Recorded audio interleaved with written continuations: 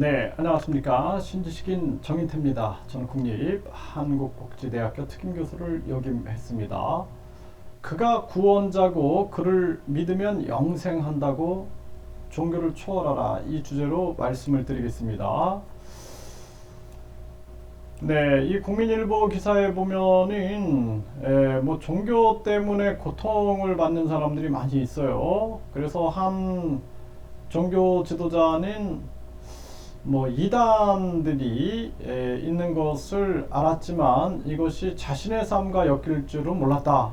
두 딸이 이단에 빠져가지고 어떤 특정한 자가 자신의 구원자고 그를 믿고 있는 자들은 죽지 않고 육체 영생한다, 이런 얘기를 해서 이 가족들과 완전히 동떨어진 생활을 하고 제발 정신 차리라고 애원도 해보고 협박 아닌 협박도 해봤지만 딸들은 그럴수록 가족들과 대화를 중단했다라는 것입니다. 이게 참 안타까운 일이 아닐 수가 없는데요.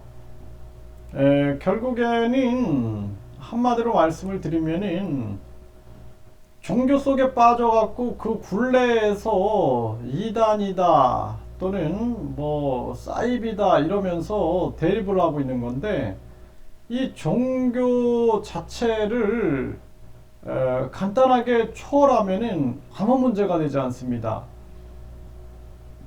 저도 예전에 제가 종교에 심취해 있을 때는 이 굉장히 민감한 거예요. 그게 어떤 진리라는 게 굉장히 민감한 거고, 여기서 벗어나면 이단 사이비가 되고 이런 하나의 틀에 갇히게 되는 거죠. 틀에 갇혀가지고 마치 그 유대교가 율법을 강조하고 그 유대인이었던 그 예수는 결국에는 이 잘못된 유대교를 비판하죠. 그래서 사랑하는 자는 이미 율법을 이룬 것이다, 이렇게 하면서 결국에는 그 유대인들의 율법주의를 비판하게 됩니다. 그러니까 유대인들에게 이제 십자가에 못 박히게 되는 그러한 상황이 만들어지는데, 그리고 이제 그 유대교가 이슬람교라든지 그러니까 서로 이견이 있는 거죠. 이견. 네, 예수에 대한 관점, 네, 이러한 부분들의 이견이 있다 보니까 유대교는 예수를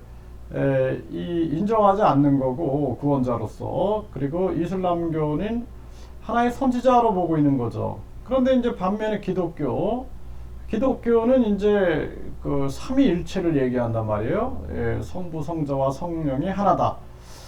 그래서 이렇게 유대교, 이슬람교, 그리고 그리고 기독교도 보면은 천주교가 있어요. 교황, 로마 카톨릭의 이 교황이 있고, 그 다음에 이제 이 교황이 면죄부를 판매하면서 여기에 반발이 나타나서 나온 개신교가 있죠.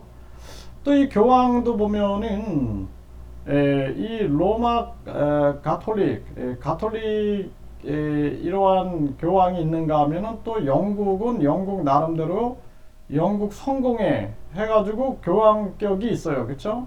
또 그 러시아 같은 데 보면은 또 이 동방정교회다 그래가지고 또 교황격이 있어요. 이게 참 이 종교라는 게 계속 분할돼 나가는 겁니다. 그 이슬람교도 보면은 시아파라든지 수니파 해가지고 자기들의 어떤 전통을 지키고 그 지도자에 대한 세습 이런 거를 인정하는 그러한 파와 그렇지 않은 파가 또 나뉘어가지고 싸우고 있는 거죠. 그러니까 이 인간의 생각은 끊임없이 분열될 수 있는 거예요. 그래서 결론적으로 말씀을 드리면 종교라는 것은 가장 중요한 게 양심을 실천하느냐 사랑을 실천하느냐, 이 두 가지밖에 없어요. 이게 끝입니다. 끝. 이게 처음이자 끝이에요. 그래서 양심을 실천하느냐 사랑을 실천하느냐, 그러니까 가장 중요한 것은 양심 실천과 사랑 실천이다라는 거예요. 그 결과 그 종교의 결실은 인류의 행복과 세계 평화로 귀결이 되는 거죠. 세계 평화를 위협하는 종교는 종교가 아니다, 저는 그렇게 보고, 인류의 행복을 위협하는 종교는 그 종교가 아니다라는 거예요. 그렇기 때문에 종교라는 것은 사랑과 양심, 사랑과 양심을 실천하는 것이 바로 종교다라는 거예요.